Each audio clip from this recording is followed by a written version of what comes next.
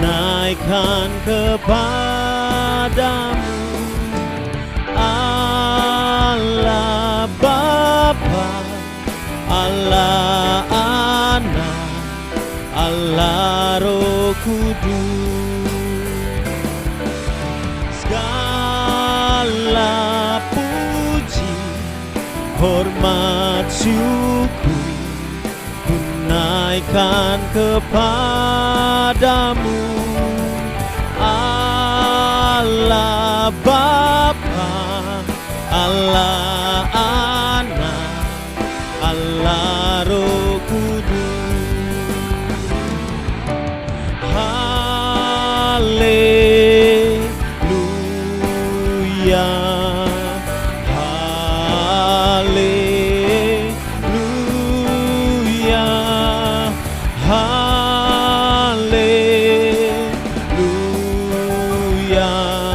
Ketiga yang esa, haleluya, haleluya,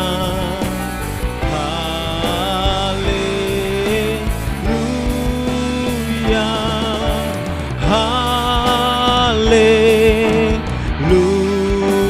haleluya.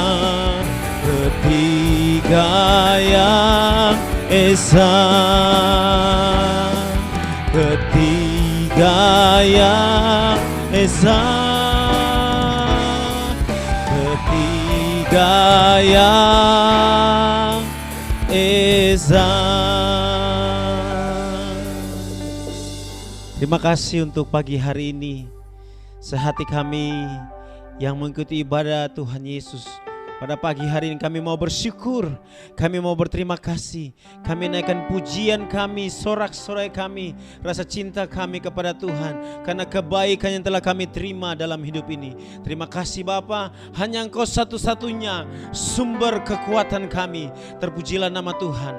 Dalam nama Tuhan Yesus yang siap meninggikan Tuhan, sama-sama kita katakan amin. Mari sorak-sorai Maria bagi Allah kita yang luar biasa.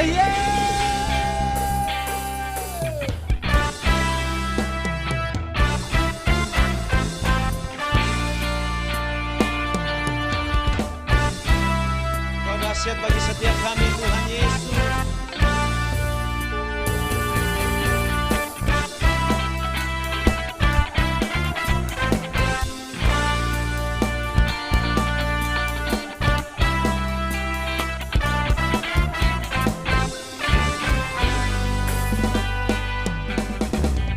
Hanya Kau milikku di surga, tiada yang ku ingini di bumi, hanya Kau. Tak ku andalkan kekuatanku, namun yang pasti Kau tetap selamanya Allah sumber kuatku, Allah sumber kuatku, Allah sumber kuatku dan bagianku selamanya, selamanya. Hanya Kau milikku di surga, tiada yang ku ingini di bumi, hanya Kau. Aku andalkan kekuatanku, namun yang pasti Kau tetap selamanya Allah sumber kuatku, Allah sumber Allah sumber kuatku dan bagianku selamanya, Allah sumber kuatku, Allah sumber kuatku, Allah sumber kuatku dan bagianku selamanya, selamanya,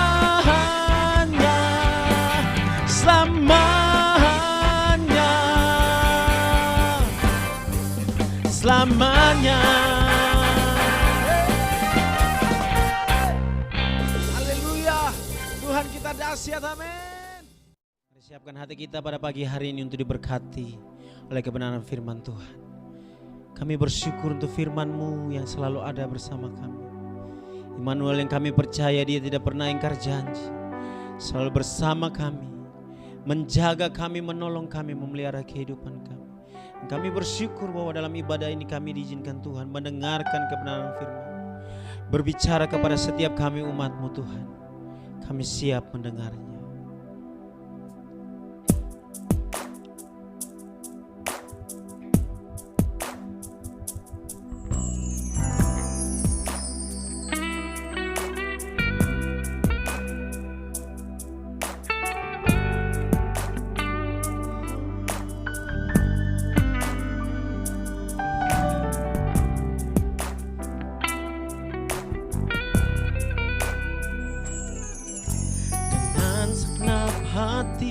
Dan jiwaku, ku datang padamu dalam kerinduan. Kasih-Mu yang sanggup mengubahku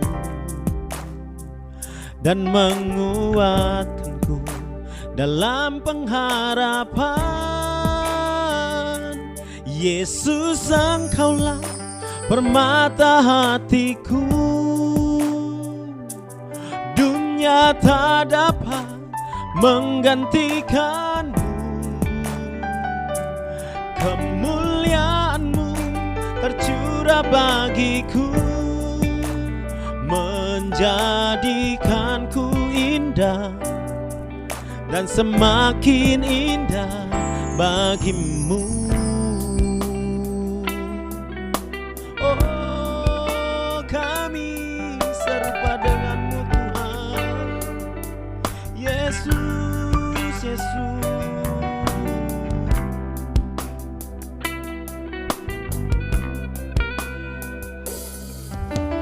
Dengan segenap hati dan jiwaku, ku datang padamu dalam kerinduan. Kasih-Mu yang sanggup mengubahku dan menguatkanku dalam pengharapan. Yesus, Engkaulah permata hatiku, dunia tak dapat menggantikan-Mu. Kemuliaan-Mu tercurah bagiku, menjadikanku indah dan semakin indah bagi-Mu.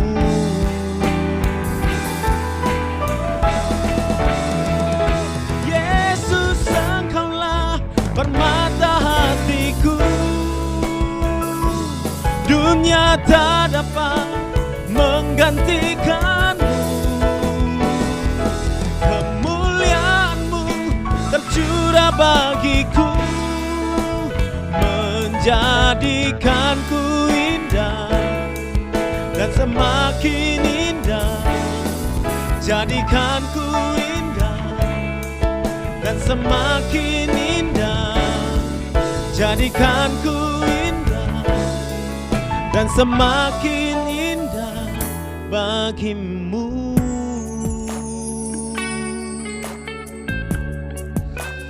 Terima kasih Tuhan.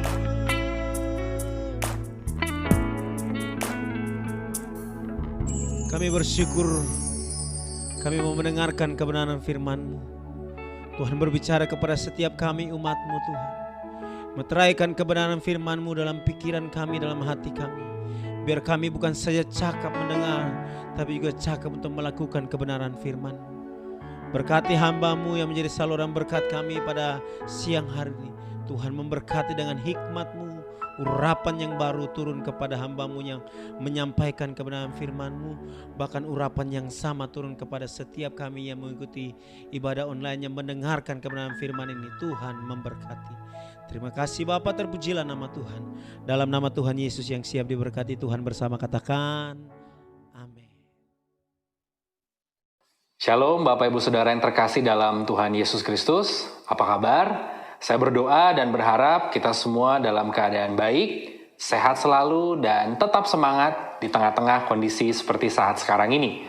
Puji Tuhan, kita sudah masuk di minggu ketiga di bulan Juni di tahun 2020, yakni hari Minggu 21 Juni 2020. Dan saya akan menyampaikan sekali lagi bahwa sepanjang bulan Juni, ibadah gereja orang beriman kampus Surabaya masih akan dilaksanakan secara online. Dan untuk bulan depan, bulan Juli akan diinformasikan menyusul. Puji Tuhan, kita akan belajar bersama-sama pada hari ini. Mari sama-sama kita buka kebenaran firman Tuhan dari Mazmur 119 ayatnya yang ke-71. Seperti biasa, satu ayat saya akan baca untuk kita highlight, untuk kita bahas secara bersama. Nanti secara keseluruhan, saudara dapat membaca tersendiri di rumah Mazmur pasal 119. Dan supaya saudara ketahui, Mazmur 119 ini adalah pasal terpanjang di Alkitab. Jadi kalau belum pernah baca, silakan baca sendiri di rumah, karena ini adalah pasal terpanjang di dalam Alkitab. Demikian firman Tuhan, saya akan baca. Mazmur 119 ayat yang ke-71, bahwa aku tertindas itu baik bagiku, supaya aku belajar ketetapan-ketetapanmu. Saya ulangi sekali lagi, bahwa aku tertindas itu baik bagiku, supaya aku belajar ketetapan-ketetapanmu. Demikian firman Tuhan. Nah, hari ini kita akan sama-sama belajar tentang sekolah kehidupan. Ketika kita mendengar kalimat sekolah kehidupan, itu artinya sekolah adalah belajar mengajar. Berarti sekolah kehidupan berbicara apa yang dapat kita pelajari di dalam kehidupan ini.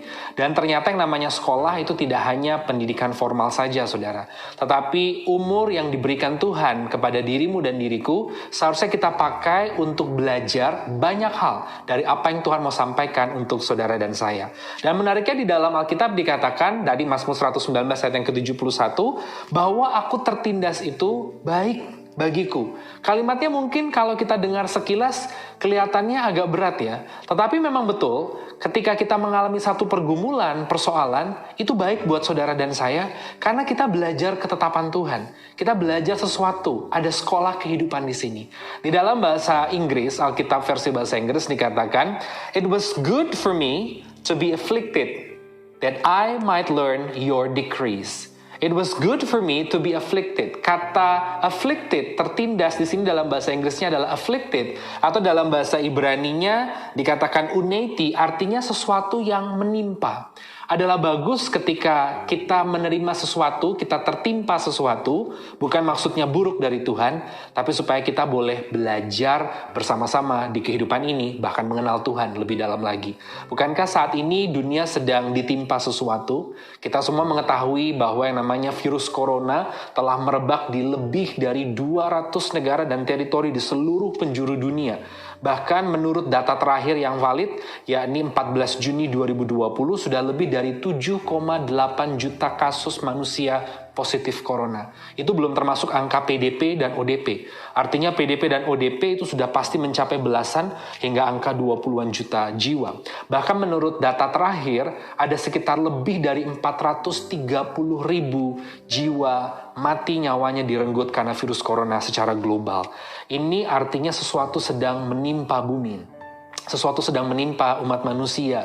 Bukan hanya bicara angka kematian, tapi seluruh sektor terdampak. Sektor ekonomi, sektor perdagangan, sektor industri, sektor pendidikan, sektor pelayanan publik, dan sebagainya, semuanya terdampak. Berarti pasti ada yang bisa kita pelajari dalam kehidupan ini. Karena firman Tuhan memang mengatakan demikian, adalah baik ketika ada sesuatu yang menimpa, karena kita bisa belajar untuk kita lebih lagi mengenal hukum Tuhan, dan kita lebih mengenal Tuhan. Hari ini ada 3 hal yang bisa kita pelajari dari sekolah kehidupan. Sekali sekarang ini. Ketika kita semua tahu ada virus corona yang menjadi pandemi di seluruh dunia, kita pun bisa belajar di sekolah kehidupan hari ini. Yang pertama, saya akan baca sekali lagi di dalam Mazmur 119 ayat yang ke-71, bahwa aku tertindas itu baik bagiku, supaya aku belajar ketetapan-ketetapanmu. Yang pertama saya catat buat Bapak Ibu Saudara dan saya, sekolah kehidupan saat sekarang ini mengajarkan buat saudara dan saya untuk melihat ke atas dan lebih melekat kepada Tuhan. Ya, sekolah kehidupan saat sekarang ini mengajarkan kita untuk melihat ke atas. Kenapa melihat ke atas? Karena kita tidak lagi mampu untuk melihat sekeliling. Itu akan melemahkan iman kita. Itu akan membuat kita menjadi pribadi yang semakin takut, khawatir, bimbang, gelisah, bahkan kita tidak berani untuk melangkah maju. Apa sih arti dari melihat? Melihat itu artinya mengarahkan pandangan kita. Melihat ke atas berarti mengarahkan pandangan kita ke atas. Apa maksud dari melihat ke atas? Artinya Tuhan mau untuk kita belajar berseru kepada Tuhan, berdoa kepada Tuhan, berpengharapan, bahkan mengandalkan hanya kepada Tuhan. Karena tidak ada lagi yang dapat kita lakukan kalau kita melihat ke sekeliling, ke seluruh penjuru, barat, timur, utara, selatan, kiri, kanan, depan, belakang, semuanya hanya akan membuat kita semakin takut dan undur, bahkan melemahkan iman kita. Kalau saudara yang sering nonton berita, bukan berarti tidak boleh nonton berita ya, tapi kalau nonton beritanya terlalu over, coba perhatikan, pernahkah saudara demikian, waduh, jangan-jangan aku nanti nggak bisa kesana lagi. Waduh, nanti ada apa-apa kalau aku mati gimana? Kalau saudara mungkin terlalu sering dapat pesan terusan di WhatsApp, tidak masalah ya mendapatkan pesan terusan. Tapi kalau terlalu over, sehingga saudara menjadi khawatir dan takut, berarti saudara kurang melihatnya ke atas. Jadikan kelilingmu kiri kanan itu hanya masukan untuk kita belajar, tapi tetap pandangan kita melihatnya ke atas kepada Tuhan. Saya ingat satu cerita di Alkitab bahwa ribuan tahun sebelum Masehi, yang namanya Nuh telah diperintahkan Tuhan untuk membangun sebuah bahtera. Bahtera ini adalah kapal besar. Kenapa? Karena Tuhan akan menurunkan air bah, memberikan hukuman kepada warga bumi pada waktu itu, tetapi hanya Nuh dan keluarganya yang akan diselamatkan. Dan Alkitab mencatat di dalam Kejadian pasal 6, 7, 8, itu semua peristiwa tentang Nuh, saudara nanti bisa baca sendiri di rumah, pada waktu perintah untuk membangun bahtera itu turun kepada Nuh, Nuh dicatat sudah memiliki anak Sem, Ham, dan Yafet. Dan Nuh ini memiliki anak diperkirakan umur 500 tahun. Dan kemudian kitab Kejadian mencatat bahwa ketika air bah itu turun, terjadi atas bumi, umur Nuh itu sekitar 600 tahun. Tidak ada yang tahu berapa lama persisnya Nuh membangun bahtera itu, tapi diprediksi tidak 1 tahun, tidak 2 tahun, tidak 3 tahun.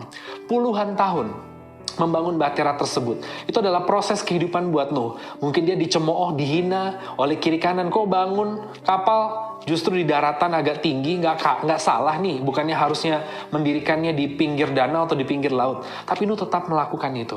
Nah menariknya, akhirnya jadilah bahtera itu. Ia melakukan perintah Tuhan, mengumpulkan semua hewan yang disuruh, bahkan memasukkan keluarganya. Kemudian turunlah hujan dan air bah datang atas muka bumi.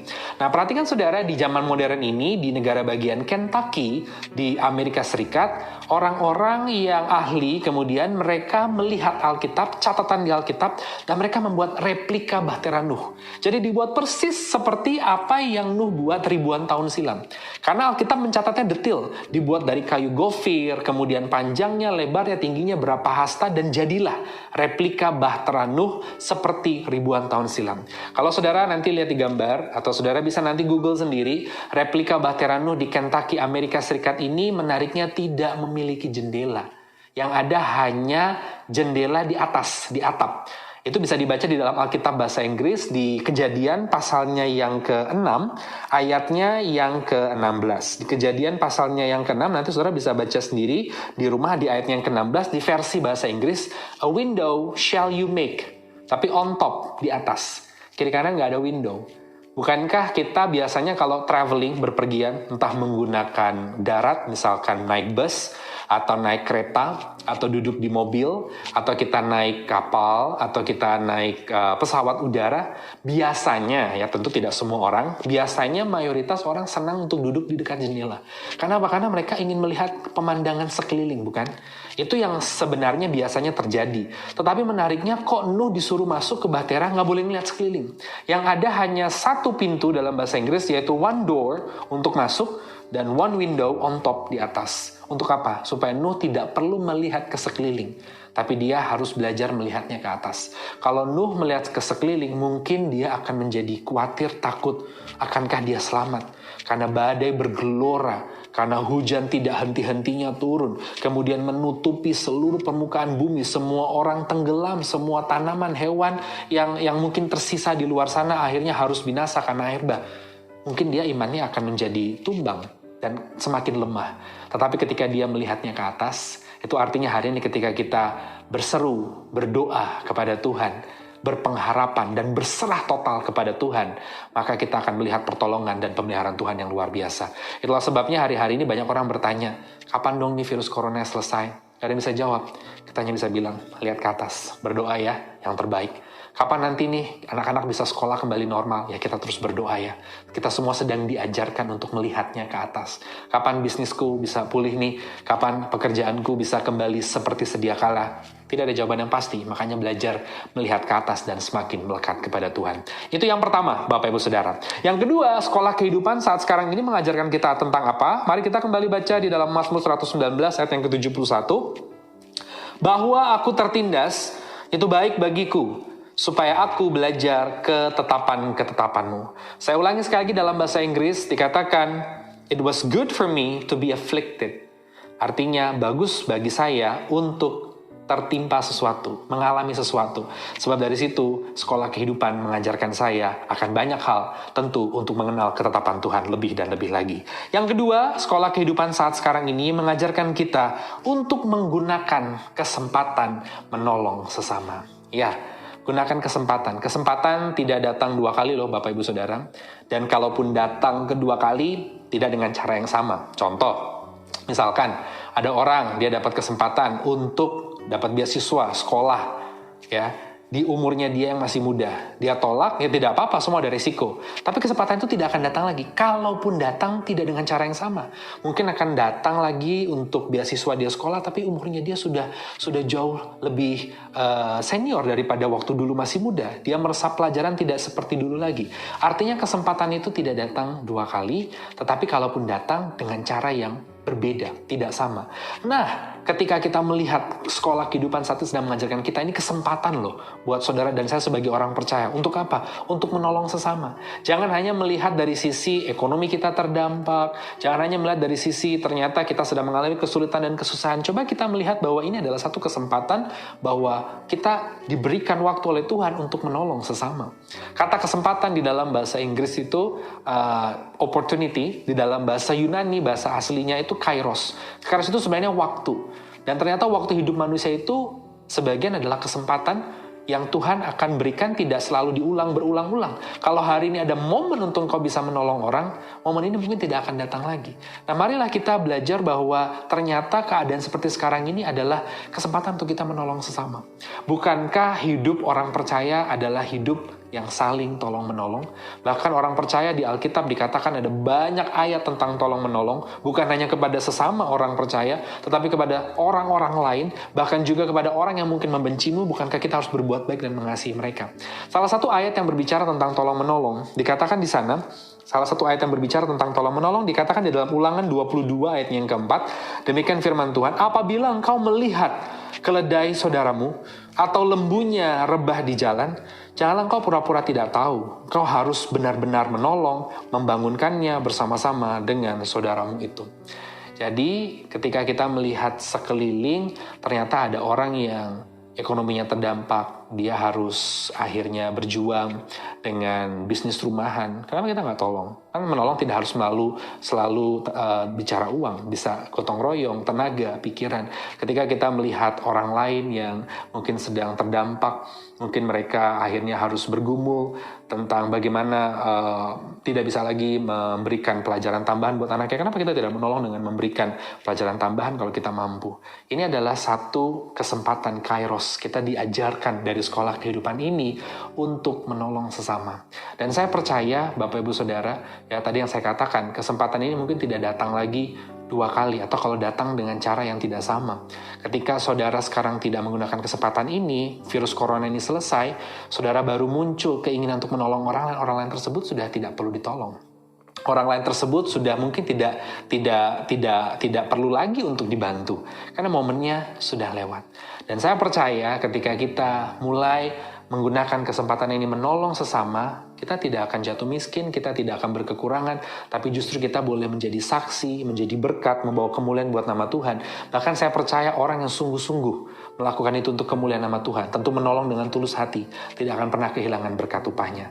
Saya ingat satu buah cerita, saya beberapa tahun yang 10 tahun lalu kalau tidak salah, saya pernah menghadiri acara ulang tahun seorang ibu-ibu, ulang tahun ke-80 dirayakan besar, mewah, megah di sebuah hotel di kawasan Jakarta Selatan.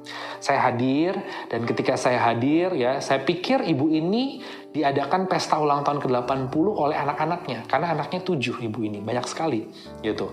Ya, ternyata ibu ini tidak dibikinkan pesta oleh 7 anaknya, tetapi oleh teman-teman dari anak-anaknya.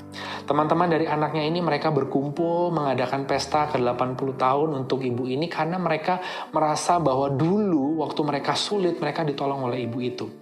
Dan akhirnya setelah dinyanyikan lagu, ya, mereka menyanyikan lagu bersama-sama anak cucu, kemudian teman-teman dari anaknya bercerita pada waktu mereka usia sekolah, ibu ini punya 7 anak, ekonomi ibu ini juga tidak terlalu yang hebat sekali, tapi ibu ini selalu memberi makan teman-teman dari anak-anaknya setiap hari selama bertahun-tahun, mulai dari SMP, SMA sampai kuliah. Anak-anak ini punya teman-teman sekolah bareng, itu makan, bahkan tinggal di rumah terus. Padahal ibu ini bukan orang yang pada waktu itu memiliki uang yang sangat banyak. Karena ibu ini waktu itu melihat ini kesempatan menolong anak-anak, teman-teman dari anak-anaknya yang tidak bisa makan sehari 3 kali seperti anak-anaknya, ya sudah makan di rumah apa adanya. Mana pada waktu itu keadaan ekonomi Indonesia tidak sebagus seperti sekarang. Tentu orang tua dari teman-teman anak ini mungkin mereka belum memiliki penghasilan yang bagus, yang tetap tidak bisa memberi makan yang cukup ataupun apa yang diinginkan mereka seperti anak-anak ibu ini. Jadi ibu ini bertahun-tahun melakukan dengan tulus. Dan akhirnya teman-teman dari anaknya ini selesai kuliah semua, jadi orang semua. Dalam artian jadi orang tuh sukses gitu ya. Mereka ada yang menjadi pengusaha, ada yang jadi pengacara, ada yang jadi pimpinan perusahaan dan sebagainya. Pada momen itu ibu ini sudah tidak perlu menolong. Tapi anak-anak ini, teman-teman anak-anak ini mengingat bagaimana kebaikan ibu ini, dan akhirnya mereka diam-diam membuat surprise party ke-80. Dari situ saya belajar bahwa ternyata ketika kita menolong itu pun adalah kesempatan. Jangan sampai kesempatan ini hilang. Ketika kesempatan ini lewat, pandemi ini sudah selesai, saudara mau menolong siapa? Menolong orang di luar sana, mereka udah gak butuh ditolong. Menolong saudaramu, menolong tetanggamu, menolong keluargamu, kerabatmu, sahabatmu, mereka sudah semua tidak perlu ditolong. Dan jangan khawatir ketika kita mau menggunakan kesempatan ini untuk menjadi berkat menolong sesama, berkat dari Tuhan tidak akan kemana kok. Orang yang mau jadi saluran berkat pasti akan siap untuk menerima berkat dari Tuhan. Itu yang kedua. Yang ketiga, yang terakhir, Bapak Ibu Saudara, mari kita sekali lagi perhatikan di dalam Mazmur 119 ayat yang ke-71, bahwa aku tertindas itu baik bagiku, supaya aku belajar ketetapanmu. Yang ketiga, yang terakhir, Bapak Ibu Saudara, sekolah kehidupan saat sekarang ini, di mana sesuatu sedang menimpa bumi. Kita tahu virus corona tadi yang sudah berdampak di mana-mana, semua sektor, semua orang, banyak yang kena, sedang mengajari kita apa sekolah kehidupan hari ini. Yang ketiga, sekolah kehidupan saat sekarang ini sedang mengajari Bapak, Ibu, Saudara, dan saya untuk memandang hidup dari perspektif yang baru dan yang berbeda.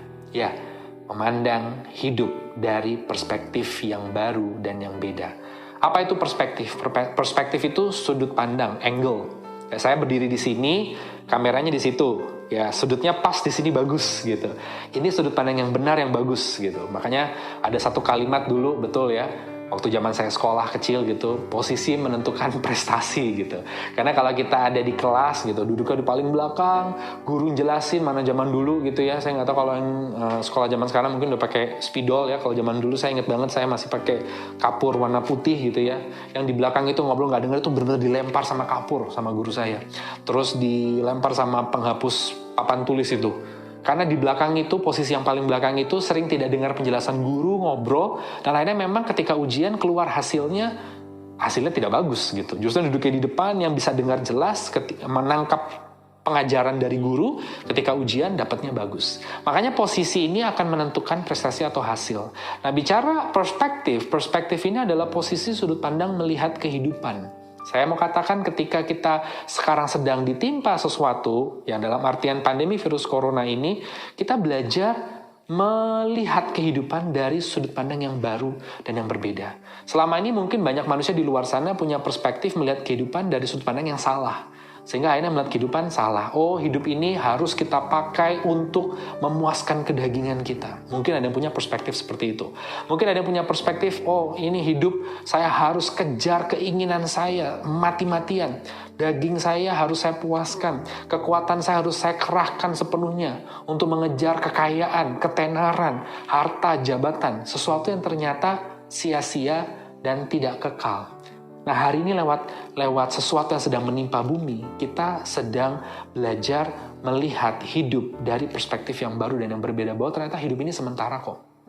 Tidak ada yang abadi kecuali Tuhan itu sendiri. Ada orang yang mungkin udah kelihatannya punya segalanya, pandemi ini bisa akhirnya menghancurkan apa yang dia sudah miliki. Ada yang mungkin sudah menjaga kesehatannya, tapi toh ternyata juga tidak terlalu berdampak bagus. Bukan berarti kita tidak boleh jaga kesehatan. Artinya apa? Artinya yang kekal ini hanya Tuhan itu sendiri, dan hidup kita harus melekat sama Tuhan. Maka dari itu, hari ini milikilah perspektif yang baru dan yang berbeda. Sadarilah bahwa hidup ini adalah anugerah dari Tuhan. Sadarilah bahwa hidup ini hanya sementara. Sadarilah bahwa semuanya ini adalah anugerah dan pemberian dari Tuhan, sehingga kita akan menjalani kehidupan ini dengan sudut pandang yang baru, yang berbeda, dan mencapai tujuan yang mulia bersama dengan Tuhan. Sebagai penutup, saya mau kasih tahu bagaimana perspektif itu bisa mengubah hidup seseorang. Kalau hari ini kau melihat hidupmu selama ini dari sudut pandang yang salah, kejar terus kekayaan, kejar terus yang namanya jabatan yang tinggi, kejar terus yang namanya ketenaran. Hari ini mulai ubah perspektif yang benar. Kejarlah Tuhan itu. Melekatlah dengan Tuhan. Karena toh dengan keadaan seperti ini kita tahu tidak ada yang bisa bertahan, tidak ada yang abadi, tidak ada yang kekal. Hanya Tuhan yang luar biasa. Mulailah miliki perspektif yang benar dan yang baru. Karena apa? Karena perspektif yang benar dan baru ini dapat mengubahkan hidup seseorang. Sebagai penutup, tadi saya katakan ada satu cerita bagaimana perspektif yang baru dan yang benar ini bisa mengubahkan hidup banyak orang. Kalau saudara pernah mendengar negara Jepang kita tahu sekarang negara maju ya, ekonominya juga cukup besar. Kalau dari 10 negara ekonomi besar dunia, Jepang pasti ada di situ. Dan kalau sekarang mungkin banyak produk-produk ya di luar Jepang, tapi seingat saya zaman kecil, tahun 90-an begitu ya saudara, itu produk Jepang itu benar-benar merajalela di mana-mana. Ya TV pasti Jepang. Kalau sekarang kan bisa produk lain ya. Mobil ada tentu mobil dari Eropa, Amerika, tapi mayoritas pasti mobil Jepang. Atau lihat apa lagi, elektronik yang lainnya, kulkas, mesin cuci, semua AC dan sebagainya. Nah, tahukah saudara bahwa ekonomi Jepang itu mulai naik tahun 60-an, 50-an, 60-an. Sebelumnya Jepang itu terpuruk sekali tahun 45. Kita tahu Jepang termasuk pihak yang turut andil besar dalam Perang Dunia Kedua. Dia memulai gencar mau menguasai banyak daerah di Asia, sampai akhirnya 6 Agustus dan 9 Agustus 45 sekutu menjatuhkan bom di 2 kota di Jepang. Setelah 68 kota di Jepang dibombardir, ada 2 bom besar dijatuhkan di 2 kota Jepang yang merupakan pusat pangan Jepang, yakni Hiroshima dan Nagasaki, 6 dan 9 Agustus 45. 2 kota itu hancur luluh lantah, bahkan 2 kota itu saja menelan korban, yang satu 129.000 jiwa, yang satu 226.000 jiwa. Belum lagi efek radiasinya kemana-mana. Jepang hancur total, luluh lantah. Pusat pangannya hancur, militernya juga pada waktu itu lumpuh, dan semuanya tidak bisa bergerak apa-apa. Ekonominya pun morat-marit luar biasa. Ya, tapi kemudian apa yang terjadi? Mereka mulai mengubah perspektif akan kehidupan. Sehingga ekonominya mulai bangkit lagi tahun 50-an, tahun 60-an. Ada yang bilang ekonominya Jepang bangkit karena waktu itu dominasi Amerika. Bukan masalah itu, tapi yang utama itu adalah perspektif. Ketika tadinya mereka melihat kehidupan untuk menguasai dunia, mereka melihat bahwa mereka mungkin yang paling hebat, paling superior. Tapi ternyata akhirnya luluh lantah juga. Mereka akhirnya sadar bahwa mereka itu juga adalah manusia biasa yang ayo kita bisa bergerak maju, kita bisa pulih, kita bisa bangkit dari keterpurukan. Kita pasti mampu, kita sadar kita dulu pernah salah, dan akhirnya ayo kita mau maju menjadi berkat buat banyak orang. Dan betul akhirnya karena perspektif yang baru itu, mereka bangkit ekonominya. Yang tadinya orang mungkin pikir nggak bakal bisa pulih saudara. Akhirnya Jepang menjadi raksasa ekonomi pada waktu itu 60-an, 70-an, 80-an, produknya sampai kemana-mana. Dan akhirnya Jepang dikenal oleh seluruh wilayah karena kekuatan ekonomi yang luar biasa. Nah, hari ini ya sekolah kehidupan mengajarkan kita untuk melihat hidup dari perspektif yang baru dan yang berbeda. Ketika kita melihat pandemi ini, yang tadinya saudara mungkin melihat hidup, ayo dihabiskan, hidup hanya satu kali, kita foya-foya, kita gunakan waktu yang ada untuk mengejar apa yang kita inginkan. Sekarang ubah. Melihat hidup ini adalah anugerah dari Tuhan. Mari pakai untuk melayani Tuhan. Mari pakai untuk makin mengenal Tuhan. Mari pakai untuk menjadi berkat. Mari kita melihat kehidupan ini adalah satu momen di mana kita boleh punya kesempatan mengenal Tuhan lebih dalam lagi. Amin. Saya sebutkan firman Tuhan pada hari ini buat setiap kita. Sekolah kehidupan mengajarkan kita 3 hal. Ketika kita melihat ada pandemi saat sekarang ini, itu bukan suatu kebetulan, tapi Tuhan sedang mau mengajarkan banyak hal buat setiap kita. Yang pertama, Bapak Ibu Saudara, sekolah kehidupan saat sekarang ini sedang mengajarkan saudara dan saya bahwa kita belajar melihat ke atas dan makin melekat kepada Tuhan. Dan yang kedua, sekolah kehidupan mengajarkan kepada kita untuk menggunakan kesempatan menolong sesama. Dan yang ketiga, sekolah kehidupan mengajarkan kepada kita, saudara dan saya, hari ini untuk memiliki perspektif yang baru dan yang berbeda dalam memandang kehidupan. Kita berdoa. Terima kasih Tuhan untuk setiap firman yang boleh kami dengarkan pada hari ini, meteraikan di dalam nama Tuhan Yesus. Dan biarlah hari ini kami boleh peka, mengerti, dan mendapatkan pelajaran dari sekolah kehidupan yang saat ini sedang kami jalani. Artinya sekolah bukan hanya secara formal, yang masuk gedung, tetapi lewat peristiwa-peristiwa dalam kehidupan kami belajar banyak hal.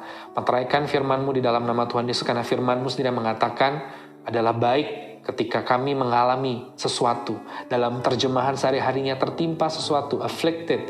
Karena apa? Karena di situ kami boleh belajar banyak hal, bahkan mengenal ketetapan-ketetapan Tuhan.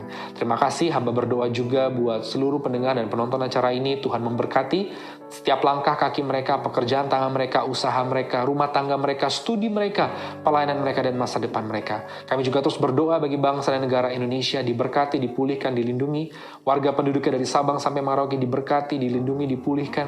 Bagi pemimpin kami mulai yang tertinggi, Presiden Joko Widodo dengan jajarannya, para menteri, juga TNI Polri. Kami juga berdoa bagi seluruh gubernur, wali kota, bupati, di mana kami tinggal, dan seluruh gubernur, wali kota, bupati di Indonesia dalam kapasitas mereka memimpin daerah mereka masing-masing diberkati. Kami berdoa bagi setiap orang yang terdampak ekonominya, para pengusaha, para pegawai, tenaga profesional, mereka yang hidup dari profesi mereka, bagi masyarakat ekonomi menengah ke bawah yang sangat terdampak juga Engkau memberkati. Kami berdoa Tuhan bagi orang-orang yang harus bekerja di jalan, yang bertemu banyak orang, bagi mereka yang ada di garda terdepan, tenaga medis, juga para relawan, Engkau memberikan kekuatan dan perlindungan. Terima kasih Bapa, kami menyerahkan hidup kami ini ke dalam tangan Tuhan. Terpujilah nama-Mu kekal selamanya. Dalam nama Tuhan Yesus. Haleluya. Amin. Mari saudara angkat kedua tanganmu, arahkanlah pandangan hatimu ke hadapan Tuhan, dan terimalah berkat Tuhan. Kasih dari Allah Bapa di sorga, penyertaan cinta dan damai sejahtera Shalom dari Tuhan Yesus Kristus, serta persekutuan yang manis dengan Allah Roh Kudus, menyertai kita semua hari ini sampai Maranatha, dalam nama Tuhan Yesus. Haleluya. Amin.